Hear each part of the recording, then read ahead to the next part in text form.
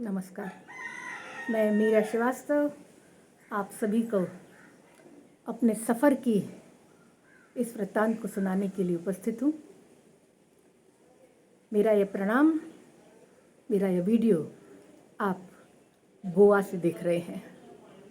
जी हाँ, थोड़ा सा शरीर को आराम चाहिए, इसलिए गोवा आ गई हूँ। डॉक्टर ने कहा बहुत काम करती हैं आप, थोड़ा शरीर को आराम दीजिए। तो चलिए सफ़र की शुरुआत करती हूँ। कीमोथेरेपी की शुरुआत थी, नस में लगा दी गई, डाइल्यूट करके लगा दी गई। बोले कोई परेशानी नहीं होगी, आराम से लग जाएगी। सोते जागते 2 दिन आराम से कीमोथेरेपी लग गई। लेकिन जब घर आए, कष्ट इतना शरीर में कि दर्द के मारे शरीर सुन्न हो गया। समझ नहीं आ रहा पैर कहाँ जा रहे हैं, हाथ कहाँ जा रहे हैं, धुंधला दिखाई देने लगा। भगा हुआ भाई डॉक्टर के पास गया, ऐसा क्यों हो रहा है? बोले उनको बहुत स्ट्रॉन्ग कीमो दी गई है। ऐसी कीमो जनरली ये ड्रग्स जो हैं हम आम पेशेंट को नहीं देते। अब आप वहाँ से लिखवा के लाए हैं और उनको एक बार वो ड्रग्स हम दे चुके हैं पहले, इसलिए वो रिपीट नहीं हो सकती, इसलिए स्ट्रॉन्ग ड्रग्स इनको दी गई हैं। बोले 2-3 दिन में ठीक हो जाएगा। लेकिन पहले ड्रग्स के असर को, पहले कीमो के असर को मैंने 7 दिन तक झेला। बाल ऐसे दर्द होते थे कि खुद ही नोच के निकाल दिए। झड़ने की बात छोड़ दीजिए, खींच खींच के निकाल दिए और आराम आया। इस ड्रग से डिप्रेशन भी आता है। डॉक्टर ने कहा उनको बहुत ध्यान से रखिए, डिप्रेशन में ऐसा ना हो बालकनी से कूद जाए, क्योंकि इसमें इतना दर्द होता है कि आदमी आत्महत्या करने की कोशिश करता है। लेकिन मैंने ये बात सुन ली।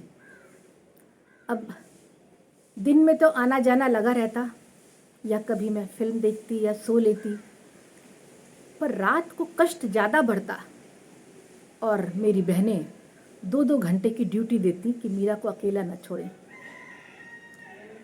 2-4 दिन मैंने देखा, फिर मैंने कहा क्यों चिंता कर रही हो, मैं आत्महत्या करने वालों में से नहीं हूँ। दर्द है सहूँगी। मैंने कहा आत्महत्या नहीं करनी चाहिए, आत्महत्या करना एक पाप है।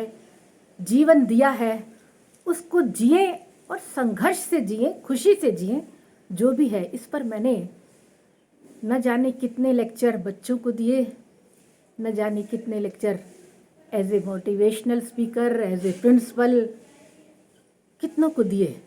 और मैं आत्महत्या करूं? ऐसा कभी नहीं, तुम लोग चैन से रहो, मैं सारे दर्द सह लूँगी।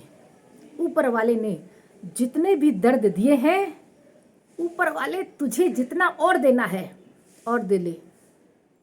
तुझे भी मेरे जैसा दर्द सहने वाला, कष्ट झेलने वाला मिलेगा नहीं। दे दो, मैं झेल जाऊंगी। और मुंह में बड़े बड़े छाले हो गए। इतनी गर्मी थी ड्रग्स की कि पानी पीना दोभर। अब सूप पीना ज़रूरी है, पालक खाना ज़रूरी है। डॉक्टर ने कहा गटागट पी जाइए और उसके बाद आइसक्रीम खाइए, दही खाइए, नारियल पानी पीजिए, ठंडी चीज़ों का सेवन करिए। सब करते रहे, सब होता रहा। 7 दिन बाद मैं स्कूल पहुंची। सबको लगता था इतनी बीमारी में स्कूल जाने की क्या आवश्यकता है, पर स्कूल मेरे लिए वरदान था।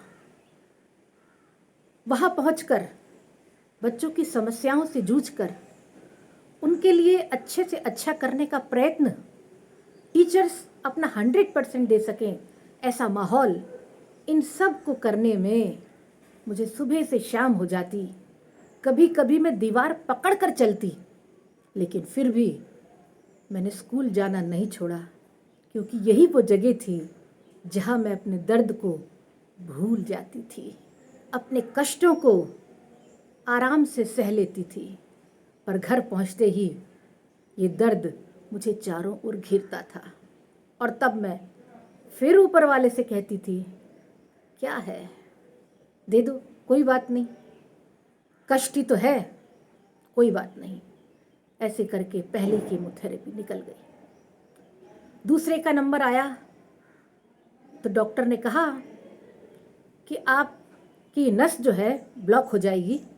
इतनी पतली नसों में, जो कि बाह में नहीं दी जा रही, आपकी हथेली यानी इस नस पर एक जो नस है, इस नस पे कीमोथेरेपी देनी है। सीधे हाथ में ऑपरेशन हुआ, इसलिए नहीं दी जा सकती। आप कीमोपोर्ट लगवा दीजिए। अब ग्वालियर में मिलता नहीं था, बड़ी मुश्किल से कहीं से मंगाया, पर तब तक एक कीमोथेरेपी का और नंबर आया और वो कीमोथेरेपी भी लग गई। जब पोर्ट देखा तो उसका ट्यूब तो इतना मोटा था। मैंने कहा, आप बेहोश करके लगाएंगे?